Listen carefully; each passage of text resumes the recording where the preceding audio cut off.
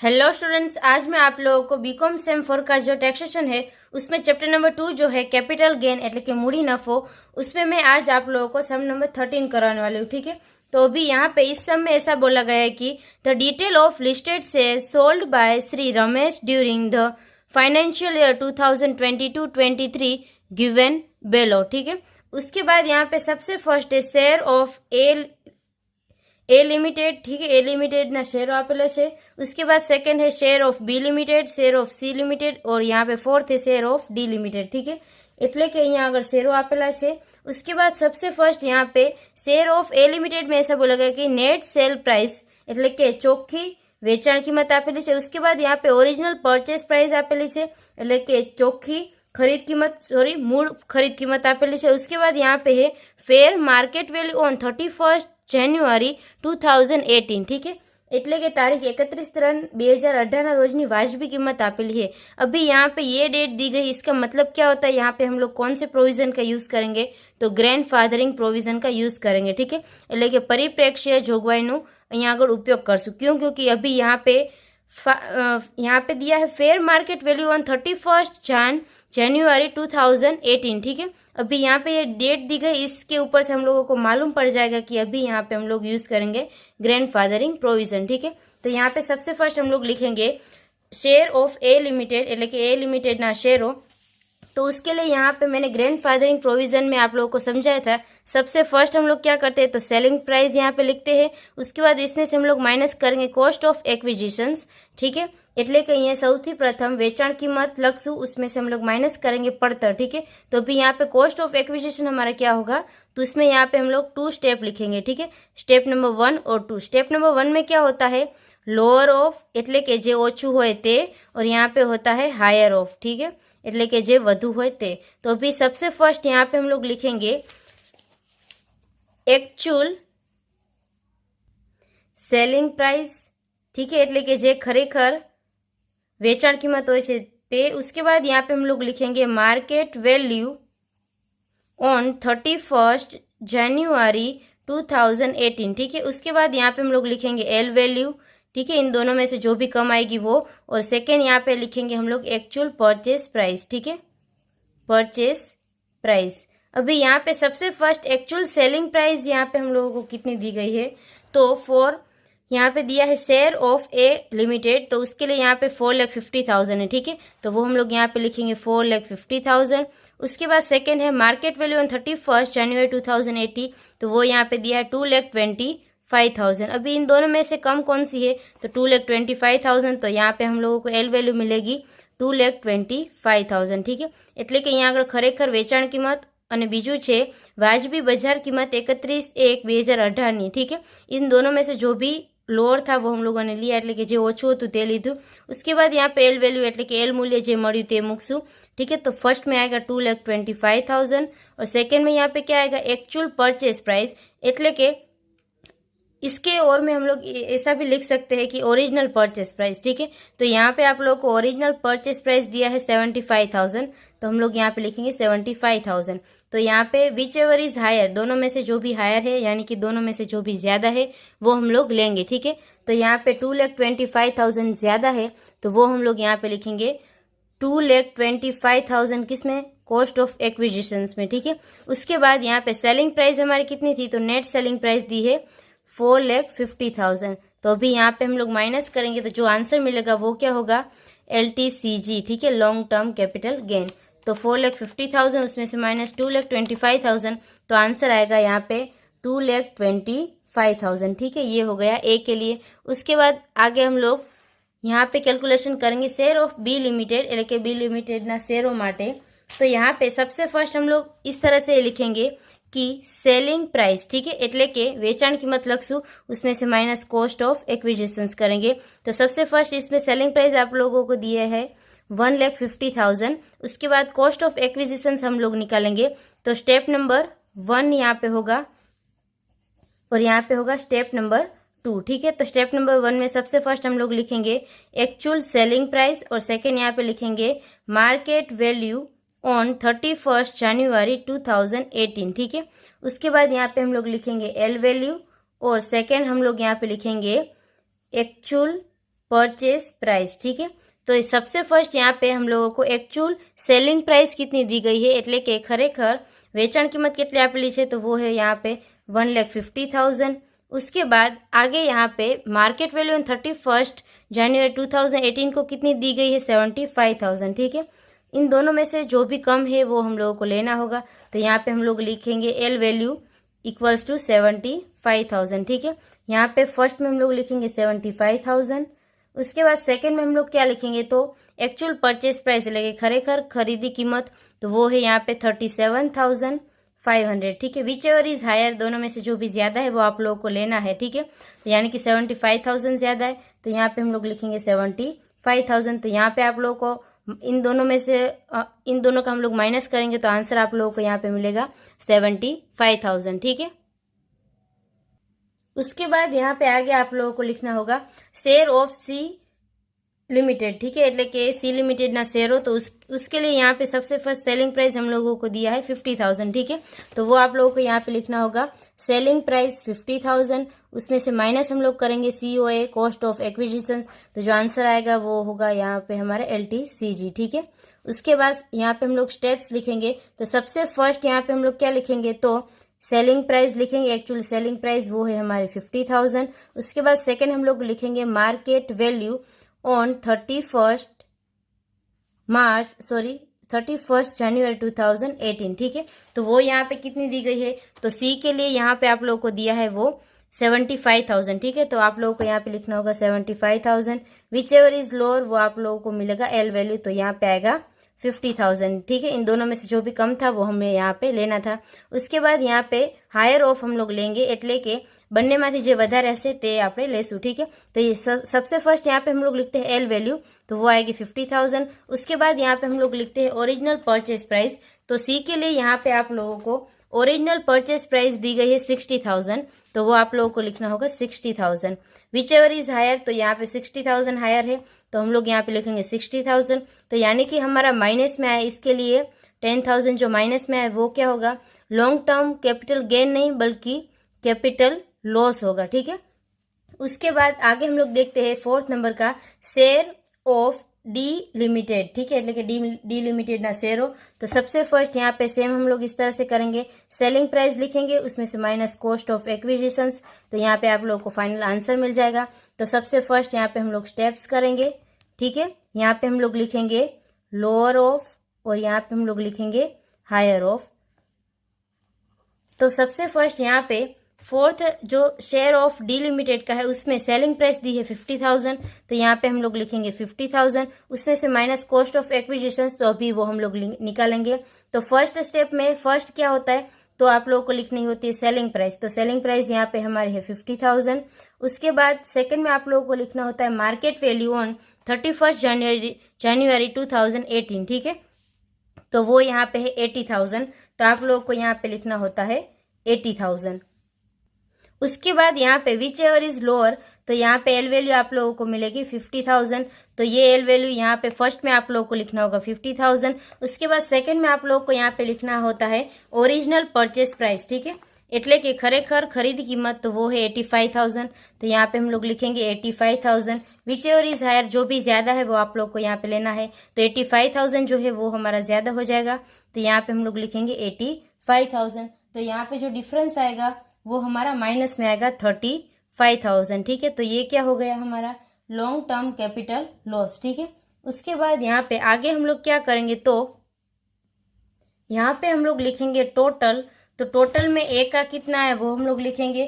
तो ए का हम लोगों को यहाँ पे हम लोगों ने जो फाइंड किया उसमें सबसे फर्स्ट हम लोगों को मिला 2,25,000।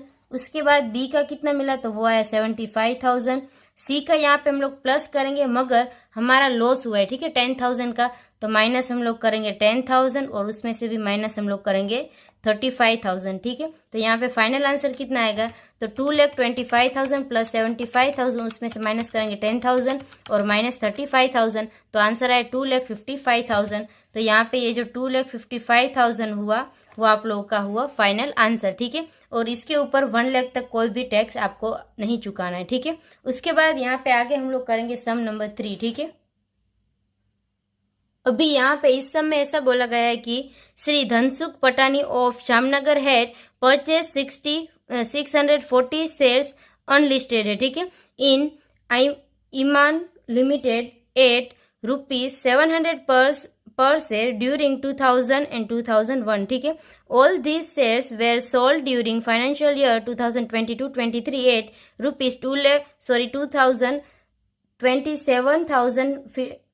₹2754.50 per share. During this year, he purchased a residential house for ₹881,440. Cost inflation indexation for 2022-23 was 331 and for 2001-2 was 100. Compute the taxable capital profit for the assessment year 2023-24, ठीक है. अभी यहाँ पे गुजराती में ऐसा दिया गया है कि જામનગરના શ્રી ધનસુખભાઈ પટણી સને 2000-2001 દરમિયાન ઈમાન લિમિટેડના નહીં નોંધાયેલ 640 શેર દીઠ ₹700 ભાવે ખરીદી કર્યા હતા. આ બધા શેરને તેમણે નાણાકીય વર્ષ 2022-23 દરમિયાન શેર દીઠ 2754.50 ભાવે વેચી દીધા. આ વર્ષ દરમિયાન તેમણે 8,81,440ની કિંમતનું એક રહેઠાણનું મકાન ખરીદ્યું. નાણાકીય વર્ષ 2022-23 માટેનું ફુગાવા દર્શક આંક 331 અને 2001-2 માટેનો 100 હતો. करपात्र मूड़ी नफा की गणतरी करो, ठीक है. तो सबसे फर्स्ट मैं आप लोगों को बता देती हूँ कि यहाँ पे क्या मैंने अभी आप लोगों को जब भी सेक्शन 54F करवाया था तो उसमें आप लोगों को समझाया था कि हम लोग क्या सेल करते हैं. तो कोई भी यहाँ पे हमारी लॉन्ग टर्म की असेट्स हो वो हम लोग सेल करते हैं और सामने हम लोग परचेस क्या करते हैं, रेसिडेंशियल हाउस, ठीक है. तो यहाँ पे भी सेम वैसा ही हो रहा है. यहाँ पे हम लोग शेयर जो है वो उसका सेल कर रहे हैं और सामने हम लोग रेसिडेंशियल हाउस परचेस कर रहे हैं, ठीक है. तो यहाँ पे वो सेक्शन 54F यहाँ पे हम लोग यूज करेंगे उसका, ठीक है. तो सबसे फर्स्ट यहाँ पे हम लोग क्या करेंगे, तो आप लोगों को यहाँ पे लिखना होगा सेलिंग प्राइस, ठीक है. सेलिंग प्राइस आप लोगों को दिया है यहाँ पे 640 जो शेयर है उसको यहाँ पे 2754.50 में सेल किया है, ठीक है. तो यहाँ पे हम लोग कैलकुलेशन करेंगे 640 इंटू 2754 इंटू 50, तो आंसर आप लोगों का आएगा 17,62,880, ठीक है. उसमें से माइनस हम लोग करेंगे इंडेक्सेशन कॉस्ट ऑफ एक्विजिशंस. तो इसमें अभी हम लोग क्या करेंगे, तो सबसे फर्स्ट हम लोगों ने इसका परचेस कितने में किया है, ठीक है. तो यहाँ पे आप लोगों को ऑलरेडी बोला है कि जो 640 शेयर्स थे वो 700 पर शेयर, ठीक है, 700 पर शेयर में इसको परचेस किया है. तो यहाँ पे हम लोग करेंगे 640 इंटू 700, ठीक है. तो आपका आंसर यहाँ पे कितना आएगा, 640 इंटू 700, तो आंसर आया 4,48,000. अभी यहाँ पे हम लोगों को इंडेक्सेशन करना है, यानी कि अभी यहाँ पे हम लोग क्या करेंगे, जिस भी ईयर में हम लोगों ने सेल किया है उसका इंडेक्स नंबर आप लोगों को इस समय दिया है 331 है, ठीक है. तो वो हम लोग ऊपर लिखेंगे 331 और डिवाइड हम लोग किससे करेंगे, तो जब भी हम लोगों ने ये परचेस किया था उसका यहाँ पे इंडेक्स नंबर, ठीक है, तो वो होगा 100. तो इसका अभी हम लोग कैलकुलेशन करते हैं 4,48,000 इंटू 331, उसको डिवाइड करेंगे 100 से, तो आंसर यहाँ पे हमारा आएगा 14,82,880, ठीक है. इसको अभी हम लोगों को माइनस करना होगा, तो हमारा जो डिफरेंस आएगा वो हम लोग यहाँ पे लिखेंगे, ठीक है. तो 2,80,000 आया हमारा डिफरेंस. उसके बाद यहाँ पे हम लोग लिखेंगे सेक्शन 54F के जरिए यहाँ पे हम लोग कितना टैक्स पे करना होता है वो हम लोग निकालेंगे, ठीक है. तो जितना भी हमारा यहाँ पे आंसर आया डिफरेंस करके वो हम लोग यहाँ पे लिखेंगे 2,80,000 इंटू यहाँ पे हम लोग करेंगे 8,81,400, ठीक है. यानी कि हम लोगों ने सामने जो घर परचेस किया है, ठीक है, जो हाउस परचेस किया है उसकी अमाउंट यहाँ पे 8,81,400 है.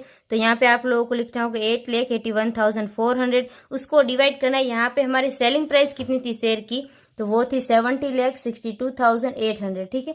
इस तरह से आपको जब भी सेक्शन 54F का कैलकुलेशन करके आप लोग टैक्स निकाले तो इस तरह से कैलकुलेशन करना होता है. जितना भी डिफरेंस की अमाउंट आए वो लिखना है इंटू सामने हम लोगों ने हाउस जितने में परचेस किया है वो अमाउंट डिवाइडेड बाय हमारा सेलिंग प्राइस, ठीक है. इसके बाद यहाँ पे हम लोग कैलकुलेशन करेंगे इंटू 8,81,400, उसको डिवाइड करेंगे 17,62,800, ठीक है। तो यहाँ पे आंसर आएगा 1,40,000, ठीक है। तो अभी ये जो 1,40,000 आया वो क्या हो जाएगा यहाँ पे हमारा, ये होगा हमारा यहाँ पे हम लोगों को एक्सेप्शंस मिला है, ठीक है। એટલે કે कर मुक्ति मળી છે 1,40,000 ठीक है। तो अभी यहाँ पे ये जो सम नंबर 3 था वो कंप्लीट होता है। उसके बाद यहाँ पे आगे हम लोग सम नंबर 4 करेंगे, ठीक है। तो यहाँ पे इस समय ऐसा बोला गया है कि from the following particulars of Shri Bablu calculate the taxable income under the heading of capital gain for the assessment year 2023-24, ठीक है। એટલે કે અહીંયા આપેલું છે કે શ્રી બબલુ નીચે આપેલી વિગતો પરથી આકારણી વર્ષ 2023-24 માટેની તેમની મૂડી નફાના મથાણા हेठળ करपात्र आवकની गणतरी करो, ठीक है। तो सबसे फर्स्ट यहाँ पे दिया है ही sold self residential house for ₹37,80,490 on 1 August 2022 and paid ₹21,190 for brokerage expenses, ठीक है। એટલે કે તેણે 1/8/2022 રોજ તેમની અંગત માલિકી હેઠળનું જે મકાન હતું રહેઠાણનું તે 37,80,490 વેચ્યું છે અને દલાલી ખર્ચના 21,190 ચૂકવ્યા છે। उसके बाद यहाँ पे this house was purchase for ₹1,50,000 in 1998 to 1990, ठीक है। એટલે કે આ જે ઘર જે છે તેને 1998-99 માં खरीद्યું હતું 1,50,000 માં। उसके बाद यहाँ पे है the fair market value of house on 1 April 2001 was 8 lakh, એટલે કે અહીંયા આગળ 1/4/2001 ના રોજની વાજબી કિંમત આપેલી છે 8 લાખ।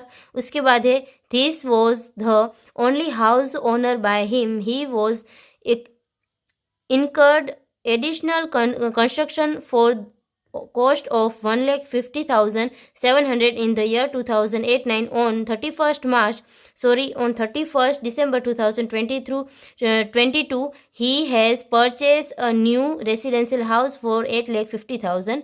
એટલે કે અહીંયા આપેલું છે કે વર્ષ 2008-9 તેણે 1,50,700 વધારાના બાંધકામનો ખર્ચ કર્યો છે। તારીખ 31/12/2022 રોજનું રહેઠાણનું હેતુ માટે નવું મકાન 8,50,000 માં ખરીદ્યું હતું। उसके बाद यहाँ पे है the related index number for the calculation of long term capital gain SRS under, એટલે કે અહીંયા આગળ લાંબા ગાળાના મૂડી નફાની ગણતરી માટે સંબંધિત સૂચકાંક આપેલા છે, ठीक है।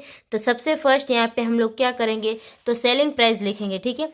यहाँ पे हम लोग लिखेंगे सेलिंग प्राइस, जो हाउस इसने बेचा है उसकी सेलिंग प्राइस कितनी है, तो वो यहाँ पे 37,80,490, तो वो हम लोग यहाँ पे लिखेंगे, ठीक है। उसमें से अभी हम लोग माइनस करेंगे एक्सपेंसिस, ठीक है।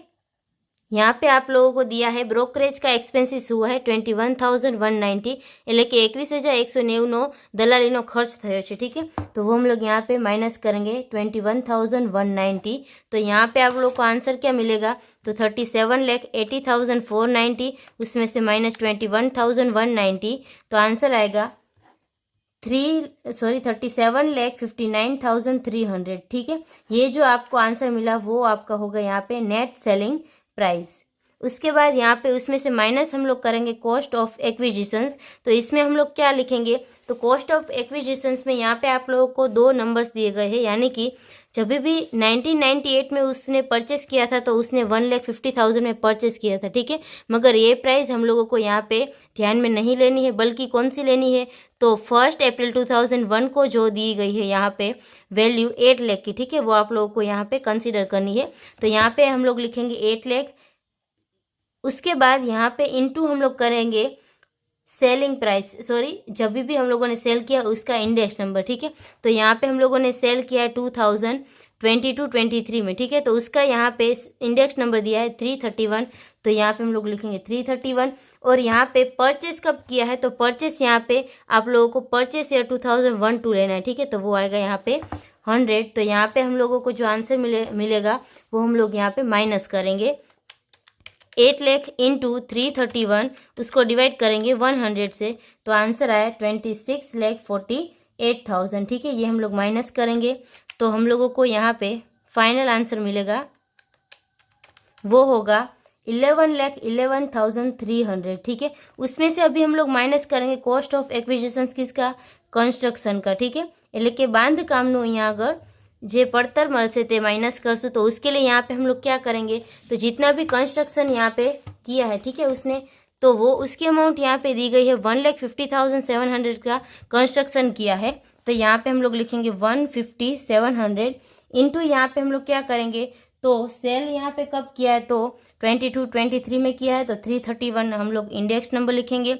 उस डिवाइड में हम लोग यहाँ पे 201 का 100 नहीं लिखेंगे, बल्कि क्या लिखेंगे, जब भी जिस साल में यहाँ पे कंस्ट्रक्शन हुआ है, यानी कि 2008-9 में कंस्ट्रक्शन हुआ है, એટલે બાંધકામ થયેલું છે 137, ठीक है। तो वो हम लोग यहाँ पे लिखेंगे 137। तो अभी यहाँ पे हम लोग कैलकुलेट करेंगे 150,700 इंटू 331, उसको डिवाइड करेंगे 137 से। तो यहाँ पे आप लोगों का आंसर मिलेगा 3,64,100।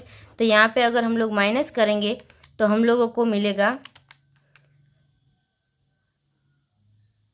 811.67, ठीक है। यहाँ पे हम लोग फिर से माइनस करेंगे तो 11,11,300 में से माइनस करेंगे 3,64,100। तो यहाँ पे आप लोगों को आंसर मिलेगा 7,47,200, ठीक है। ये आप लोगों को आंसर मिला। अभी यहाँ पे आप लोगों को ये देखना है कि अभी यहाँ पे हम लोगों ने क्या किया, तो एक हाउस जो रेसिडेंशियल हाउस था उसका सेल किया है और सामने रेसिडेंशियल हाउस हम लोगों ने परचेस किया है। तो यहाँ पे कौन सा यहाँ पे सेक्शंस आएगा, तो सेक्शन 54 आएगा, ठीक है। એટલે કલમ 54 मुजब થશે કે રહેઠાણ વેચીને રહેઠાણની ખરીદી કરી, ठीक है। तो इसका यहाँ पे मैंने आप लोगों को इसके जो प्रोविजंस लिखवाए थे उसमें मैंने आप लोगों को लिखवाया था कि इसमें सेक्शन 54 में जितना भी हम लोग री इन्वेस्टमेंट करते हैं उसका हम लोगों को यहाँ पे बेनिफिट मिलता है, ठीक है। तो यानी कि हम लोगों ने यहाँ पे जो डिफरेंस निकाला 7,47,200, ये हमारा फाइनल आंसर है। इसका मतलब यहाँ पे हम लोगों को टैक्स कितना पे करना है, तो सामने यहाँ पे ऐसा बोला गया है कि जो न्यू हाउस परचेस किया है वो 8,50,000 का है, ठीक है। એટલે કે 8,50,000 નવું રહેઠાણ ખરીદેલું છે। तो अभी यहाँ पे ये जो अमाउंट है वो कम हुई, ठीक है। यानी कि 7,47,200 का हम लोगों को री इन्वेस्टमेंट करना था, बल्कि उसके जगह पे हम लोगों ने यहाँ पे ज़्यादा इन्वेस्टमेंट कर दिया है। तो उसकी यहाँ पे कोई भी आगे कैलकुलेशन नहीं होगी, बल्कि इसका मतलब क्या हुआ, तो ये जो अमाउंट आई हमारे डिफरेंस की उतना हम लोगों ने री इन्वेस्टमेंट कर दिया, ठीक है। तो यानी कि हमारा यहाँ पे टैक्स कितना आएगा, वो आएगा 0, ठीक है। એટલે કે અહીંયા આગળ જેટલું પણ આપણે રોકાણ કરેલું છે તેનું સામે આપણને કર મુક્તિ મળે છે 54 મુજબ, બરોબર। એટલે કે કલમ 54 મુજબ અહીંયા આગળ જેટલું પુનઃ રોકાણ કરેલું હોય છે તેટલા રકમની કર મુક્તિ મળે છે।